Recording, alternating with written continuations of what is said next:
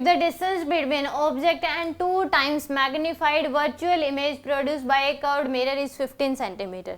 तो यहाँ पे रियल ऑब्जेक्ट है और इमेज मैग्नीफाइड है और लार्जर इन साइज, यानी कि लार्जर इन साइज, मैग्नीफाइड का मतलब बड़ी बनी हुई है और वर्चुअल है। तो ऐसा किस केस में होता है? कनकेव मिरर के केस में होता है, जब ऑब्जेक्ट जो है कहाँ पे रखा हो, ये मान लो एफ है और ये पी है, पी और एफ के बीच में अगर ऑब्जेक्ट रखा हुआ तो इमेज बिहाइंड द मिरर बनती है, लार्जर इन साइज बनेगी। तो उस केस में ऐसा होगा। और इसने ये u है मान लो और ये क्या है v, ये इमेज डिस्टेंस, इनकी जो वैल्यू दे रखी है दोनों की, वो डिस्टेंस दे रखी है 15 सेंटीमीटर, यानी कि u plus v equal to दे रखा आपको 15 सेंटीमीटर। तो ये बात तो मुझे पहले ही पता लगी कि कनकेव मिरर होगा और कनकेव मिरर की फोकल लेंथ नेगेटिव में होती है, तो प्लस वाले साइन तो वैसे ही गलत हो जाएंगे इसमें, क्योंकि लार्जर इन साइज बन रही है, मैग्नीफाइड है, वर्चुअल इमेज है, तो ऐसा तभी होता है जब कनकेव मिरर हो। तो यहाँ पे ये आ गया आपके पास।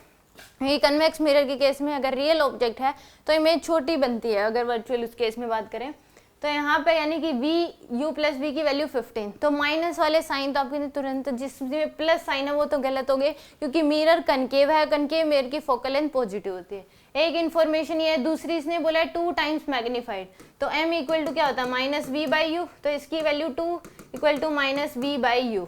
तो यहाँ से हम निकाल सकते हैं u equal to v equal to कितना आ जाएगा आपके पास?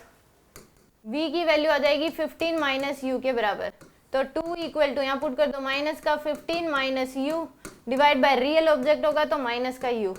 तो यहाँ से आपके पास कितने आ जाएगी? 2u equal to 15 minus u, तो 3 इक्वल टू क्या हो जाएगा? 15।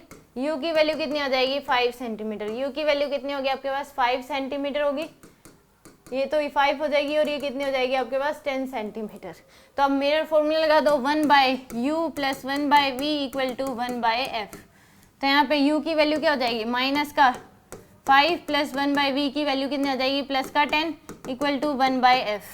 तो यहाँ से एलसीएम ले लो 10, तो ये माइनस का 2 प्लस का 1 इक्वल टू 1 बाय एफ। तो एफ की वैल्यू आ जाएगी माइनस 1 बाय 10, तो यानी कि एफ की 1 बाय एफ की वैल्यू, तो f की वैल्यू आ जाएगी माइनस 10 सेंटीमीटर। f की वैल्यू कितनी आ गई? माइनस 10।